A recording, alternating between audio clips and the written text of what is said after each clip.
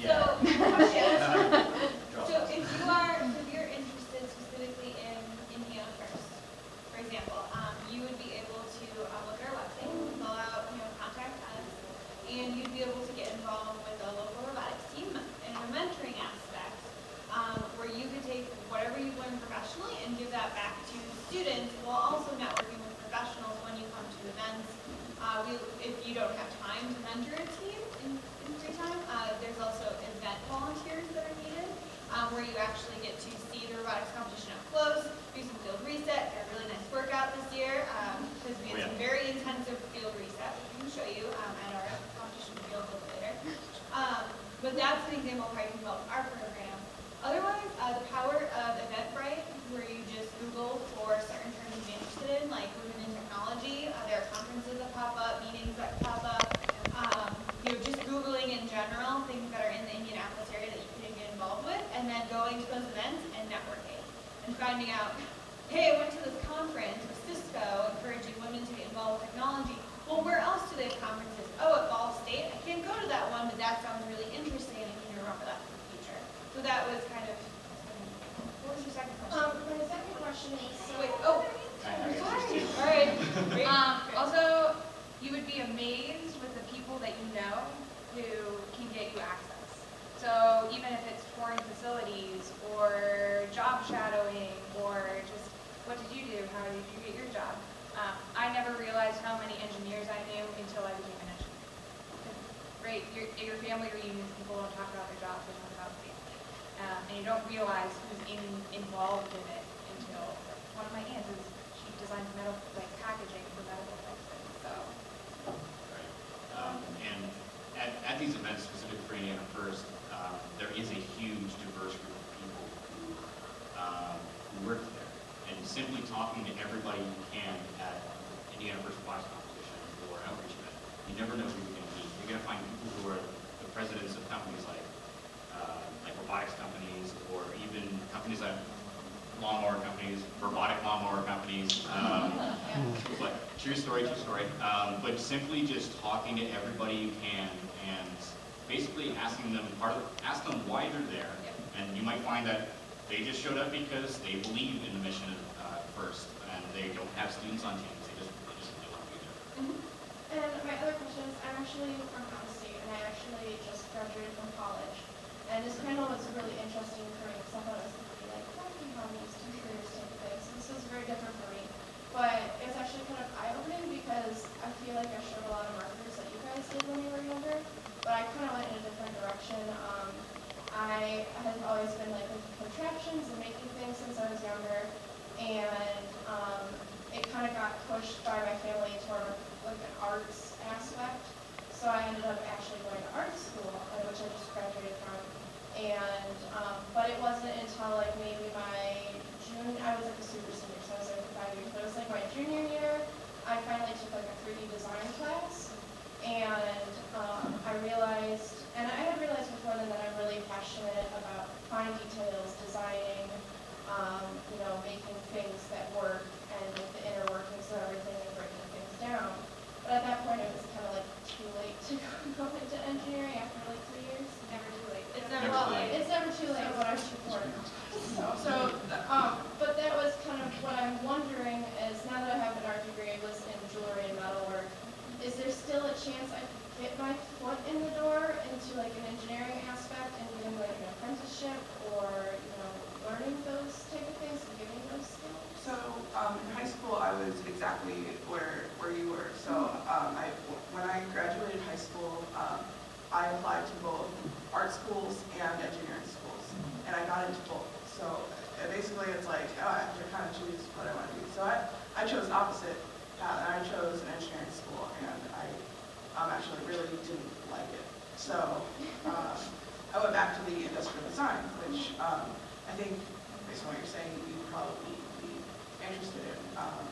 And you may want to check out industrial design and degrees. There's a lot of master's programs where I went to RIT, Rochester Institute of Technology in Rochester, New York, and their industrial design program was a lot more art-based. So it was out of the art school as opposed opposed to out of the engineering school.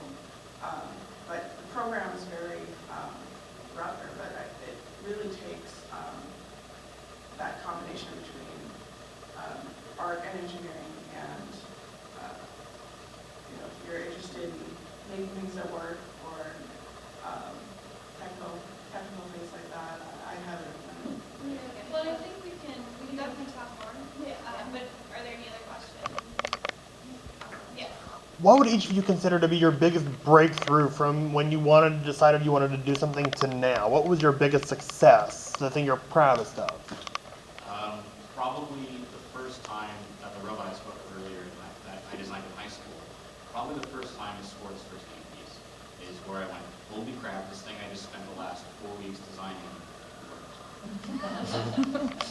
Probably a simple answer is that. I think similarly, seeing things that, and Nick spoke about it earlier, seeing things that I've designed and I've put effort into appear in the market, and having thousands of them made and replicated, it's like, oh, like I worked on that, and other people are actually paying money to get it like that. That's amazing. Yeah, I think my first job, like the first paper I wrote and got published, and people were like, this is really interesting. And the first time it's like, can you come talk at like this conference about what you did? And it's like, people care about what I do? Like, what? Like, that was really that breakthrough moment of like, wow, I'm doing something that matters beyond like my ADD. I spent 9 months on a project and was able to finish a fundraising toolkit that helped teams find money for their robotics team to do their passion. And I was able to go to the World Championship, and I did a presentation to a room where there was no seating left. It was completely full, larger than this conference room, that people came to hear me talk about the toolkit. And it was one of the best presentations we've ever done. So if anyone has any other questions, we could come here. Yes. I was just going to ask about the biomedical engineering. Are you applying your robotics to hospitals? So I do not design prosthetic. I have many friends who do. I actually designed a combination device, medical device, so there's electrical software, some mechanical components to it. But I work with like tiny scale, like submicrons, because it goes inside your body. Yeah, it's like mils, so like portion of a millimeter, because it's going inside your blood vessel. But but I did take classes in it. And I looked at going that direction in terms of materials and all of that. So there's definitely that opportunity, and I can talk to you more because biomedical engineering is this giant beast. So I'd be happy to talk to you about what's going on. Awesome. Okay, so real quick, because we need to get off and rotate out, what's your one piece of advice? Really quick. The jobs that we do are in very specific locations across the country. There's about 6 or so different places that you could work to do a similar sort of thing to what we do. So you have to go find it, you have to go get it. It's not going to be around the corner. It's not McDonald's. You got to so moving cross country is probably something that's really going to be out there. Mine is you can do anything and live anywhere for 2 years. That's what You you can, want. and if you hate it, you can change in 2 years. It does not, like, if you want to change a job after 2 years, no one cares. So just, you can survive for that, and it's easiest to do it while you're young. Like, if you want to change a job, if you want to get the most experience, if you want to live abroad, do it when you're young, and don't be afraid to take that risk, because now it's time. Mine is similar in the sense that you should never, ever stop learning. Just because you found like, oh, I want to build robots forever. Well, take that and hone it and learn more about that. Find something specific about it that you really like and you can get good at. Mine happens to be designing mechanical parts for robots. I can't design whole electrical systems for robots in the factory. But learn everything you can about it and then get good at it. So, Keep doing what you enjoy doing, and you can always kind of